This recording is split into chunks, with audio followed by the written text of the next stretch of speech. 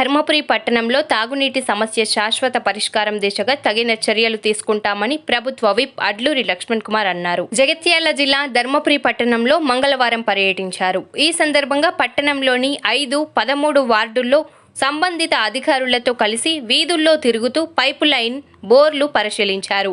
ప్రజలకు ఎలాంటి తాగునీటి సమస్య లేకుండా చూడాలని అధికారులకు ఆదేశించారు. అనంతరం విప్ లక్ష్మణ్ కుమార్ మీడియాతో మాట్లాడుతూ రాష్ట్రంలో 10 ఏళ్ల పాటు బీఆర్ఎస్ రాక్షస పాలన కొనసాగిందని అన్నారు. తలాపున గోదావరి ఉన్న పట్టణంలో తాగునీటి ఎద్దడిని పరిష్కరించడంలో గత పాలకులు విఫలమయ్యారని మండిపడ్డారు. ధర్మపురి క్షేత్రానికి వచ్చే భక్తులు గోదావరి నదిలో పుణ్యస్నానాలు చేసేందుకు ఇబ్బందులు పడుతున్నారని, నదిలో మురుగునీరు కలవకుండా 17 కోట్ల వ్యయంతో సీనరజీ ట్రీట్మెంట్ ప్లాంట్ ఏర్పాటు కోసం సీఎం రేవంత్ రెడ్డి దృష్టికి తీసుకెళ్లినట్లు తెలిపారు. సీఎం సానుకూలంగా స్పందించారన్నారు. ఆర్థిక పరమైన ఇబ్బందులు ఉన్న నియోజకవర్గం అభివృద్ధి విషయంలో ప్రజల సమస్యలను పరిష్కరించడంలో వెనక్కి తగ్గేది లేదన్నారు. చింతామణి చెరువు వాకింగ్ ట్రాక్ వద్ద లైటింగ్తో పాటు ఓపెన్ జిమ్ ఏర్పాటు చేయాలని స్థానికులు విప్ దృష్టికి తీసుకువెళ్లగా సానుకూలంగా స్పందించారు. ఈ కార్యక్రమంలో అధికారులు, కాంగ్రెస్ పార్టీ నాయకులు, కార్యకర్తలు పాల్గొన్నారు.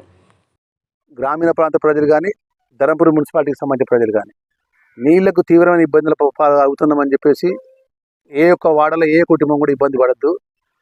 ఇక్కడ నీళ్ళకి సమస్య వస్తుంది.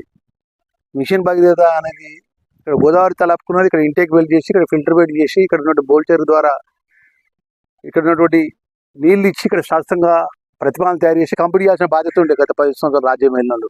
ఎందుకంటే మన ప్రజలకు ప్రభుత్వం అనేది ప్రజలతో ఎన్నుకోబడే ప్రభుత్వం కనీసం మంచిని తాగిపోయకపోతే గోదావరి తలాపుకుండి లక్ష్మణ దైవక్షేత్రం లోపల ఇన్ని సంవత్సరాలకి నిర్లక్ష్యం చేసినట్టు ప్రజలను ఆదుకోపోతే శాసనసభ్యుడిగా మరి నాకు అది ప్రజలు ఓట్లేసిందో నమ్మకంతో గెలిపొచ్చినప్పుడు నా బాధ్యత నిర్వర్తించాలని నేను ఇప్పటివరకు కష్టపడ్డా. సమస్య పరిష్కారం విషయంలో కూడా ఒక శాశ్వత పరిష్కారం ప్రతిపాదన తయారీ అని చెప్పడం జరిగింది. 5వ వార్డు, 13వ వార్డు మిగిలిపోయిన విషయంలో కూడా పబ్లిక్ హెల్త్కి మంచినీళ్ళకి సంబంధించినటువంటి ఇంజనీర్లకు, అదేవిధంగా మున్సిపల్ కమిషనర్ గారు వారి యొక్క కమిషనర్గా వారు ఉంటారు కాబట్టి వారి బాధ్యత.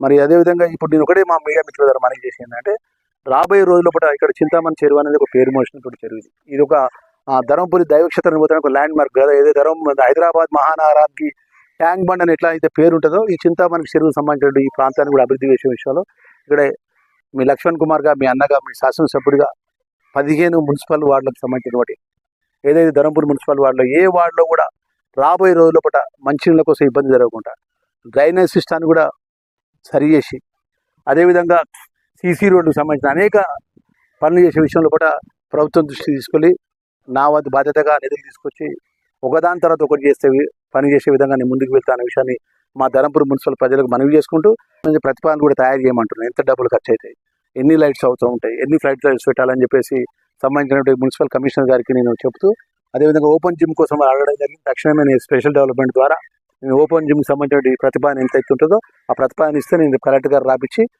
దానికి శాంక్షన్ ప్రొసీడింగ్ ఇప్పిస్తా.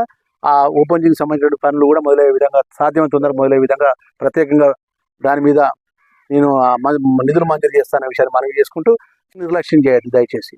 ఇక్కడ ధర్మపురి నియోజకవర్గానికి ధర్మపురి మున్సిపాలిటీ దైవక్షేత్రము. పవిత్రమైన గోదావరిలో తీరాన శ్రీ లక్ష్మీనరసింహస్వామి వెలిసినటువంటి దైవక్షేత్రం. ప్రపంచం మొత్తం ఈ దేవుడి దగ్గరికి వచ్చి దర్శనం చేసుకున్నటువంటి ప్రజలు ఇక్కడికి వస్తారు. ఇంత గొప్ప క్షేత్రంలో నీళ్ళకు సంబంధించిన విషయంలో ఇక్కడ ప్రజలు నీళ్ళకు ఇబ్బంది పడుతున్నారు అంటే గతంలో ప్రభుత్వం పనిచేసిన ప్రజాప్రతినిధులు తల ఉంచుకోవాలి. గోదావరి పవిత్రమైన గోదావరి పోతుంది. గతంలో అక్కడ ఉన్నటువంటి సివరేజ్ మొత్తం డైరెక్ట్ నేరుగా పవిత్ర గోదావరి పోతుంది. అక్కడ సివరేజ్ ప్లాంట్ కావాలంటే నేను 17 కోట్ల కోసం ప్రతిపాదన చేసి సంబంధించిన అధికారులు తక్షణమే చెప్పిన సార్ నేను గత 4-5 సార్లు అడుగుతున్నా, నేను నాకు ఇమీడియట్ కావాలంటే ముఖ్యమంత్రి గారు ఆదేశించారు.